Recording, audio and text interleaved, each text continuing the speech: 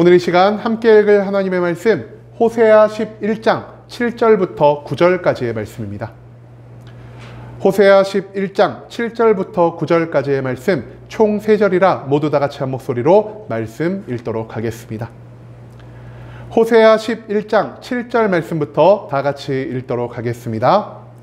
내 백성이 끝끝내 내게서 물러가나니 비록 그들을 불러 위에 계신 이에게로 돌아오라 할지라도 일어나는 자가 하나도 없도다.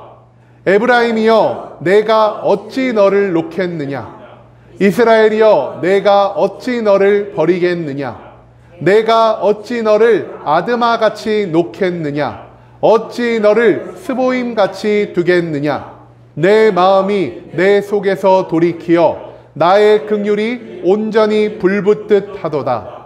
내가 나의 맹렬한 진노를 나타내지 아니하며 내가 다시는 에브라임을 멸하지 아니하리니 이는 내가 하나님이요 사람이 아님이라. 내 가운데 있는 거룩한 이니 진노함으로 내게 임하지 아니하리라. 아멘. 오늘 이 시간 우리는 불붙는 긍휼이라는 제목을 갖고 오늘 우리가 읽은 하나님의 말씀 함께 나누는 시간 갖도록 하겠습니다. 이스라엘 백성들의 완악함에도 불구하고 자기 백성들을 향한 변함없는 사랑을 보이는 하나님에 대해서 우리에게 가르쳐주는 호세아 그 11장의 말씀을 갖고 함께 나누는 시간 갖고 있습니다. 오늘 본문 말씀 가운데에서 우리는 하나님이 언약의 백성을 위해서 포기하지 못하는 것이 무엇인지를 배울 수 있게 될 것입니다. 그렇다면 하나님이 그 마음에 품고 계신 성품은 무엇이며 이 성품이 이 세상 가운데 무엇을 만들어낼 수가 있는지 오늘 본문 말씀 한 절 한 절 찾아보며 함께 알아보는 시간 갖도록 하겠습니다. 먼저 본문 7절 말씀에서 성경은 이렇게 기록합니다. 내 백성이 끝끝내 내게서 물러가나니 비록 그들을 불러 위에 계신 이에게로 돌아오라 할지라도 일어나는 자가 하나도 없도다. 이 7절 말씀에서 우리는 북이스라엘 백성들을 돌이키기 위한 하나님의 노력이 무엇이었는지를 찾아볼 수 있게 될 것입니다. 여러분, 이스라엘 어떤 백성입니까? 이스라엘은요, 하나님과 언약을 맺은 언약의 백성이라 할 수 있겠습니다. 하나님의 언약은요, 어느 날 갑자기 이스라엘에게 주어진 게 아닙니다. 아브라함으로부터 시작한 이 언약이요, 이삭과 야곱으로 이어졌고요.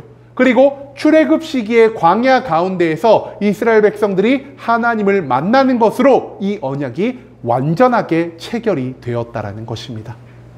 그리고 이 언약 가운데에서 이스라엘 백성들은요, 매일매일 하나님의 살아계심을, 하나님의 전지전능한 능력을, 마지막으로 우리를 향해 변치 않고 부어지는 하나님의 사랑을 경험하며 살아갈 수가 있게 되었다라는 것이죠. 한마디로 하나님의 언약 백성으로서 이스라엘은 가장 가까이서, 가장 많이, 가장 직접적으로 하나님을 대면하고 살아갈 수가 있었다라는 것입니다. 여러분, 그렇기 때문에 우리는요, 이스라엘 역사를 곧 무엇으로 부를 수 있냐? 하나님을 경험한 자의 역사라고도 부를 수가 있다라는 것입니다. 이처럼 하나님과 몇백 년 동안이나 함께하며 하나님의 능력을, 하나님의 살아계심을, 하나님의 사랑을 계속 경험한 이스라엘 백성들이 하나님 앞에 보여야 했을 모습 무엇이었습니까? 저들은요, 하나님을 믿는 온전한 믿음을 보였어야 했고요. 하나님의 모든 말씀에 순종하는 모습을 보여야 했고요. 다른 모든 것에 앞서서 나의 만족과 유익보다 하나님의 뜻과 계획을 이 땅에 먼저 이뤄가는 사명자의 모습을 보여야만 했다라는 것입니다. 그런데요, 이스라엘 백성이 정작 하나님 앞에 보였던 모습 무엇이었습니까? 이스라엘 백성은 앞서 말씀드린 것처럼 하나님의 은혜와 하나님의 축복을 엄청나게 많이 받았음에도 불구하고 우상 숭배를 비롯한 수없이 많은 죄악을 하나님 앞에 보이고 있다는 것, 그것을 우리는 앞서 함께 나눈 호세아의 말씀을 통해서 계속 발견해낼 수가 있었다는 것이죠. 한마디로 믿음과 순종과 사명자의 삶을 위해서 저들에게 부어진 축복이요, 오히려 이스라엘을 타락하게 만들고 있다는 사실을 우리는 기억할 필요가 있다는 것입니다. 그리고 이처럼 축복 가운데에서 믿음도 순종도 사명자의 삶도 만들어내지 못한 이스라엘에게 하나님이 지금 무엇을 예비하고 계실까요? 하나님은요, 이스라엘이 지은 죄에 합당한 심판을 예비하고 계신다라는 것입니다. 왜 하나님이 이스라엘을 위한 심판을 예비하고 계십니까?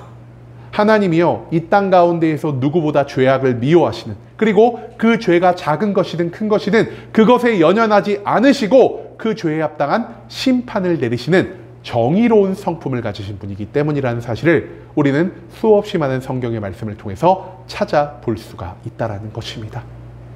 여러분, 그런데요, 이런 하나님의 심판 예고 가운데에서도 이스라엘이 완벽하게 멸망해 버렸습니까? 우리가 오늘날 이스라엘의 모습을 아예 찾아볼 수가 없습니까? 그게 아니라는 것입니다. 하나님이 심판을 예고하셨음에도 불구하고 이스라엘은 완벽하게 멸망하지는 않았다라는 것입니다. 왜 이스라엘이 하나님 앞에서 범죄하였음에도 불구하고 하나님이 저들을 완벽하게 진멸하지 않으셨을까요? 그 이유는요, 하나님이 죄를 미워하시는 분인과 동시에 죄악 가운데 살아가는 우리들, 죄악 가운데 살아가는 이스라엘 백성들을 너무나 사랑하셨기 때문이라는 것입니다. 그렇기 때문에 하나님이요, 이스라엘 백성들을 다시 돌이키기 위해서 이 땅 가운데 누구를 보냈습니까? 이 땅 가운데 하나님이요, 사사들을 보내셨고요, 왕들을 보내셨고요, 호세아와 같은 예언자를 보내심으로 너희가 회개하지 않는다면 하나님의 심판을 맞이할 수밖에 없을 것이다라는 이러한 말씀을 계속 반복해 하시며 저들의 회개를, 저들의 돌이킴을, 저들의 변화를 촉구하는 모습을 계속해서 보이셨다라는 것입니다. 하지만 이런 하나님의 노력에 이스라엘 백성들 어떻게 반응하고 있습니까? 오늘 본문 말씀에 따르면요, 이스라엘 백성들은 여전히 악한 상태에 머무르면서 하나님의 부르심에 어떠한 반응도 하지 않고 있다라는 사실을 우리가 찾아볼 수 있게 된다는 것이죠.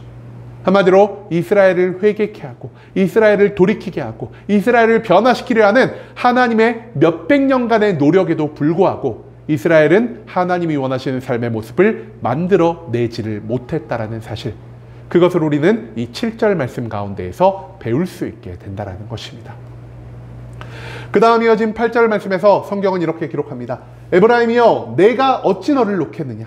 이스라엘이여, 내가 어찌 너를 버리겠느냐? 내가 어찌 너를 아드마같이 놓겠느냐? 어찌 너를 스보임같이 두겠느냐? 내 마음이 내 속에서 돌이키어 나의 긍휼이 온전히 불붙듯 하도다.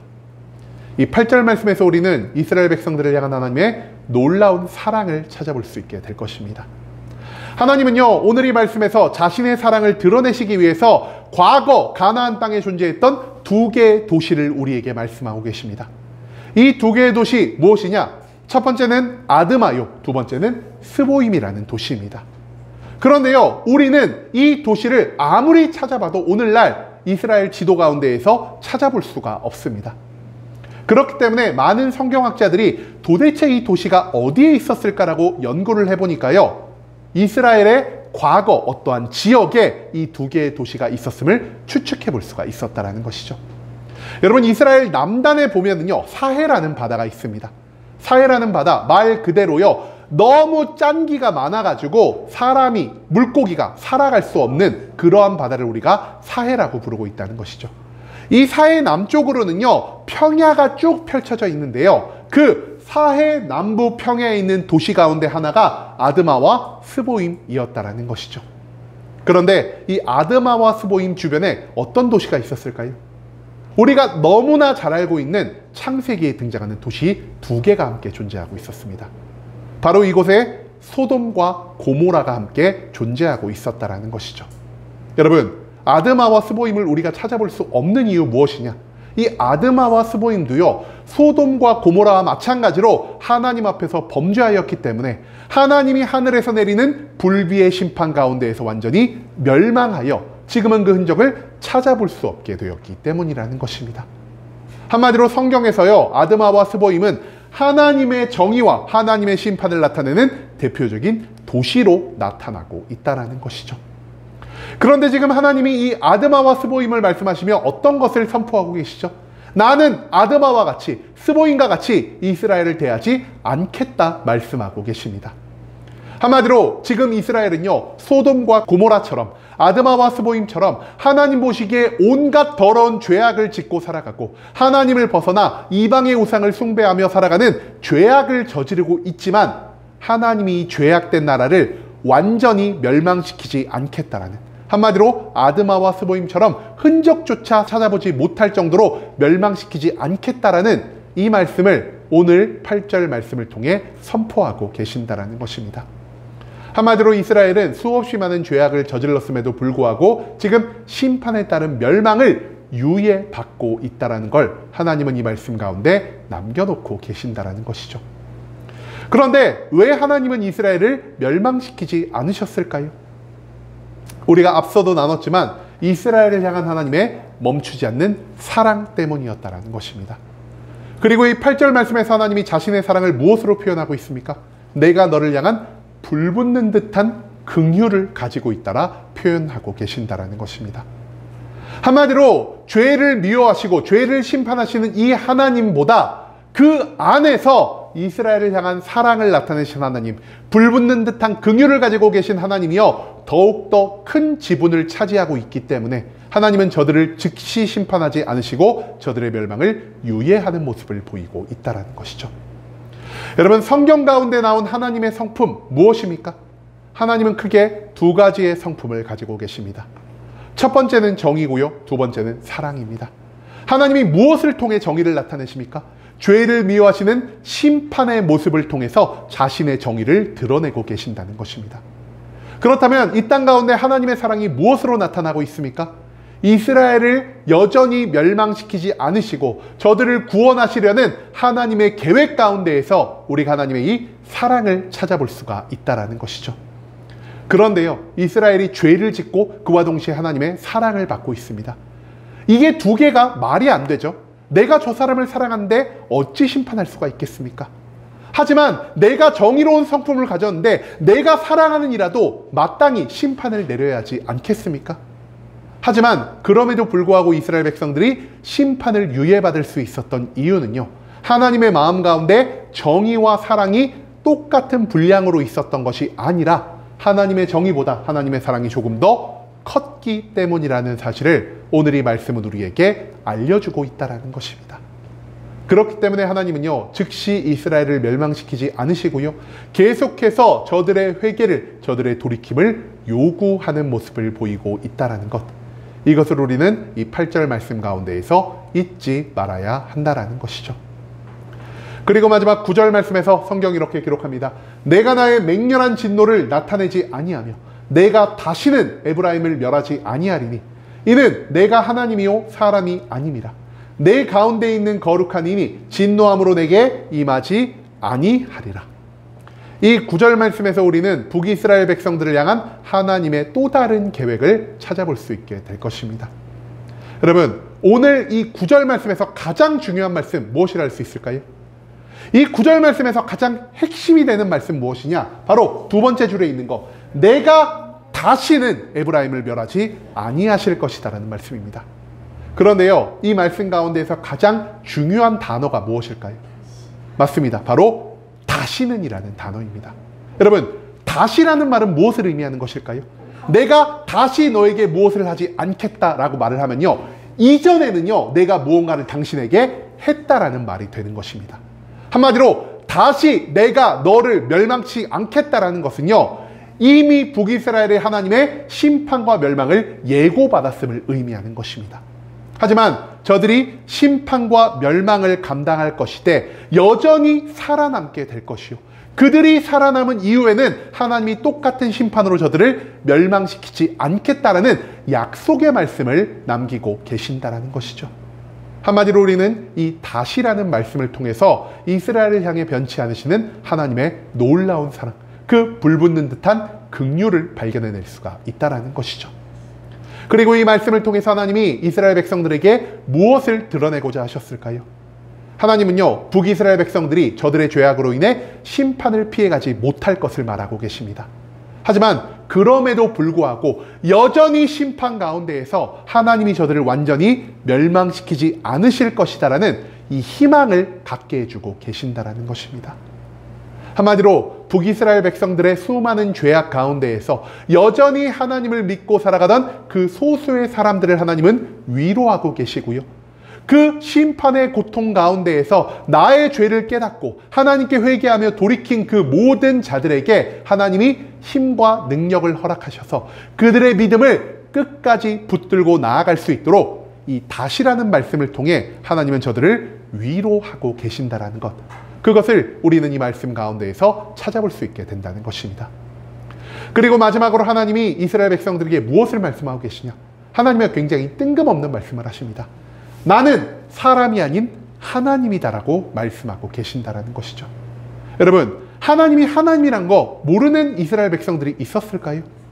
그럼에도 불구하고 하나님이요, 나는 너희와 같은 사람과는 다른 하나님이다라는 말을 왜 하고 계신 것일까요? 그 이유는요, 사람은요 지나치게 감정적인 존재이기 때문이라는 것입니다. 여러분, 우리는요 너무 감정적이기 때문에 이 감정에 휘둘려서 때로는 충동적인 행동을 할 때가 너무나 많고요. 이 충동적인 행동으로 인해서 아유, 내가 그때 그랬으면 안 되는데, 내가 왜 화를 내가지고 그때 그 말을 했지, 내가 왜 그런 행동을 했지라고 말을 하며 후회를 하는 존재라는 것입니다. 그런데요, 하나님도 우리와 비슷한 성품을 가지셨죠. 여러분, 앞서 하나님이 자기의 성품을 무엇으로 표현하셨죠? 내 마음 가운데 불붙는 듯한 긍휼을 가지고 계시다 라고 하나님은 말씀하고 계신다라는 것입니다. 한마디로 하나님도요, 이 불붙는 듯한 긍휼로 인해서 내가 충동적인 행동을 할 수 있고, 이 충동적인 행동으로 인해 후회할 수도 있다라는 것을 이스라엘 백성들이 생각해 볼 수가 있다라는 것입니다. 그런데 하나님 어떤 분이십니까? 하나님은요, 자기의 사랑이라는, 자기의 긍휼이라는 감정대로만 움직이는 분이 아니라는 것입니다. 하나님은 우리를 사랑하시는 이 감정을 가지고 계신 분이시지만 그와 동시에 이 세상의 영원한 세상의 모든 것들을 보시고요, 그 가운데 자신의 뜻과 자신의 계획을 차근차근 이뤄가시는, 모든 것을 할 수 있으시고 모든 것을 알고 계신 전지전능한 하나님이라는 사실을 우리가 기억할 필요가 있다는 것입니다. 그리고 이런 하나님의 전지전능함 가운데에서 우리가 어떤 성품을 찾아볼 수 있냐? 앞서 말씀드린 분노보다 큰 하나님의 사랑을, 그리고 심판 가운데에서 여전히 구원을 예비하시는 하나님의 불붙는 듯한 긍휼을 발견해낼 수가 있다는 것이죠. 한마디로 하나님은요, 심판 가운데에서 여전히 저들을 향한 구원의 희망을 남기는 분이시기 때문에 자기가 한 모든 일에 어떠한 후회도 갖고 있지 않는 분이라는 사실을 오늘 이 말씀은 우리에게 알려주고 있다는 것입니다. 여러분, 하나님은요, 자기가 하시는 그 모든 일에 단 1점의 후회도 없으신 분이십니다. 왜냐? 하나님의 지혜가, 하나님의 긍휼이 이 땅에 살아가는 모든 인간들보다 훨씬 더 크고 넓기 때문이라는 사실을 우리는 오늘 말씀을 통해서 배울 수 있게 된다는 것입니다.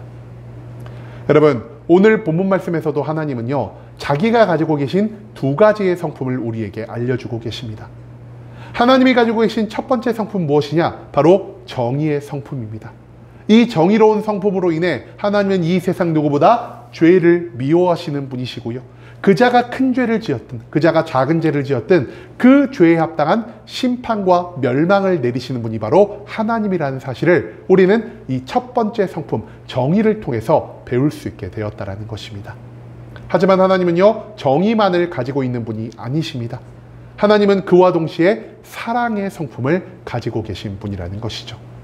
한마디로 인간이 죄악 가운데 살아가더라도 그런 죄악된 인간을 품고 여전히 그들을 구원하고자 하시는 이 불붙는 듯한 긍휼이 하나님의 성품인 사랑 가운데 녹아 있다는 사실을 우리는 절대 잊지 말아야 할 것입니다. 문제는요, 하나님이 가진 정의와 사랑의 이 두 가지의 성품이 완전히 반대되는, 너무나 부딪힐 수밖에 없는 성품이라는 것이죠. 그렇기에 하나님은요, 인간의 죄악을 보고 저들의 심판을 준비하실 때마다 항상 갈등하실 수밖에 없고요, 항상 오래 참으실 수밖에 없다라는 것입니다. 왜냐? 하나님이 가지고 계신 심판의 정의보다 하나님이 가지고 계신 구원을 만들고자 하시는 사랑이 오늘 본문에 의하면 더욱더 크기 때문이라는 사실을 오늘 이 말씀을 통해 우리는 배울 수 있게 된다는 것이죠.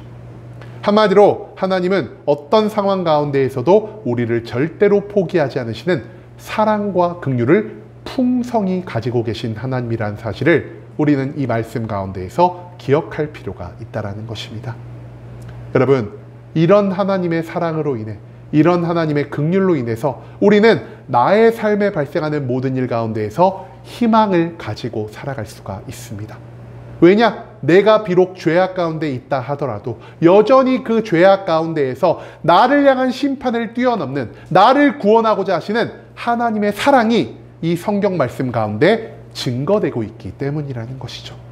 그리고 이 하나님의 사랑은요, 언제나 어디서나 항상 우리를 향해 변함없이 유지되고 있다는 사실을 오늘 이 말씀은 우리에게 선포하고 있습니다. 그렇기 때문에 우리가 하나님이 심판을 유예해 주시는 그 기간 가운데 회개하고 돌이키게만 한다면, 하나님은 그 심판의 유예 기간 가운데 내가 하나님을 위해서 희생하고 헌신했던 그 모든 것들을 다시 회복시켜 주실 것이요, 또한 내가 심판의 고난 가운데에서 나의 죄를 깨닫고 회개함으로 하나님께 돌이킬 때 하나님은 그 고통과 죽음과 멸망 가운데에서 나를 다시 구원해 주실 축복을 예비해 두고 계신다라는 사실을 우리는 잊지 말아야 한다는 것이죠. 한마디로 하나님은요, 멸망보다, 심판보다, 징계보다 우리에게 구원과 축복을 주고자 하시는 불붙는 듯한 긍휼을 가지고 계신 분이라는 사실을 우리는 오늘 이 말씀 가운데에서 잊지 말아야 한다는 것입니다. 여러분, 이제는요, 어떤 상황 속에서도 나를 향해 멈추지 않는 하나님의 사랑을 기억하며 살아갑시다. 하나님의 사랑을 단순히 나의 만족과 유익을 위해, 나의 타락을 용서받기 위해 사용하는 이 어리석은 이스라엘 백성들의 뒤를 우리는 절대 따르지 말아야 할 것입니다. 하나님의 사랑을 통해 우리의 삶 가운데 온전한 믿음과 순종을 만들어 하나님의 뜻을 이 땅 가운데에서 이뤄갈 때, 그제야 하나님은 나를 통해서 이 땅의 모든 영광과 모든 높임을 받으실 수가 있다는 사실을 오늘 이 말씀은 우리에게 강조하고 있다는 것입니다. 심판보다 크신 하나님의 사랑이 우리에게 영원한 희망이자 기쁨이 될 수 있음을 잊지 말고, 모든 상황 속에서 하나님의 사랑에 합당한 그리스도인의 삶을 온전히 보이며 살아갈 수 있는 순복음 함께하는 교회 모든 성도님들이 될 수 있길 간절한 마음으로 소망하겠습니다.